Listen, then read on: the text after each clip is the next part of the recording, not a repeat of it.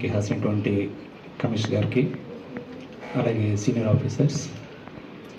Officers staff, అలాగే సన్మాన గ్రహీత విక్రమ్, వారి కుటుంబ సభ్యులకు అందరికీ ముందుగా నమస్కారం. యాక్చువల్గా విక్రమ్కి నాకు అనిపిస్తుంది వాళ్ళ పేరెంట్స్ బహుశా కరెక్ట్ పేరు పెట్టారనిపిస్తుంది. ఎందుకంటే త్రివిక్రముడే ఆయన.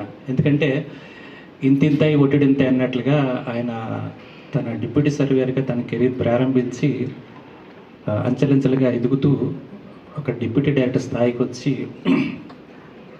ఎంతో మంచి పేరు ప్రఖ్యాతులు సంపాదించున్నారు విక్రమ్. ఆయన మంచి ఆల్రౌండర్ చెప్పాలంటే. ఎందుకంటే ఇటు ఆఫీస్ వర్క్ కానీ అట్లాగే ఫీల్డ్ వర్క్ కానీ రెండు కూడా చక్కగా బ్యాలెన్స్ చేస్తూ చాలా ఎఫిషియెంట్గా పనిచేస్తారు విక్రమ్. అండ్ సెకండ్ థింగ్ ఏంటంటే విక్రమ్ ఒక విధంగా చెప్పాలంటే ఆయన సవ్యసాచి లాంటి వాడు. ఎందుకంటే మనం ఒక చేత్తో రాస్తాము, కానీ విక్రమ్ రెండు హ్యాండ్స్తో రాయగలుగుతారు.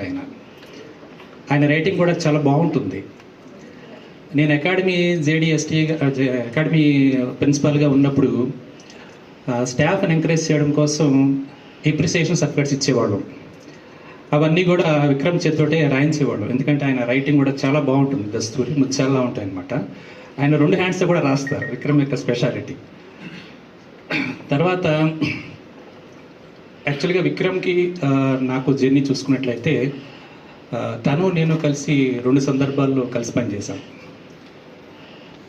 ఒకటి ఏంటంటే 2018లో నేను ఆర్డీడీ కాకినాడగా ఉన్నప్పుడు మన సుబ్బారావు సారు అప్పుడు ఓఎస్డీగా వారు వెళ్ళడం జరిగింది. అప్పుడు నాకు జేడీఎస్టీ ఎఫ్ఎస్సి కూడా ఇవ్వడం జరిగింది. అప్పుడు 2018 బ్యాచ్ ఒక 232 డిప్యూటీ సర్వీస్ వచ్చారు. అందులో హైలీ క్వాలిఫైడ్ బీటెక్స్ అండ్ ఎంటెక్స్ ఉన్నారు. సో వారందరికీ కూడా ఒక మంచి ట్రైనింగ్ ఇచ్చి డిపార్ట్మెంట్కి ఒక మంచి బ్యాచ్ని ఇవ్వాలని మా సంకల్పం. దానికి నాకు మంచి సపోర్ట్ ఇచ్చారు Vikram and Rangaprasad. Multi zone 1లో ఉన్నటువంటి డిప్యూటీ సర్వీస్ అందరికీ కూడా విక్రమ్ ఇన్ఛార్జ్గా ఉండేవారు. అకాడమీలో అక్కడ ట్రైనింగ్ అవుతుండే సామర్లకోట. మల్టీ జోన్ 2కి వచ్చేసరికి రంగప్రసాద్ ఇన్ఛార్జ్గా ఉండి రాజమండ్రిలో ట్రైనింగ్ ఇచ్చేవాళ్ళు. ఆ బ్యాచ్కి అసలు అన్ని రకాల ట్రైనింగ్స్ మేము ఇచ్చాం. అంటే ఇప్పుడంటే మనకి రోవరు, డీజీపీఎస్, కార్స్ ఇవన్నీ కామన్ అయినాయి. కానీ అప్పుడు ఇంకా మనం డిపార్ట్మెంట్ అంతా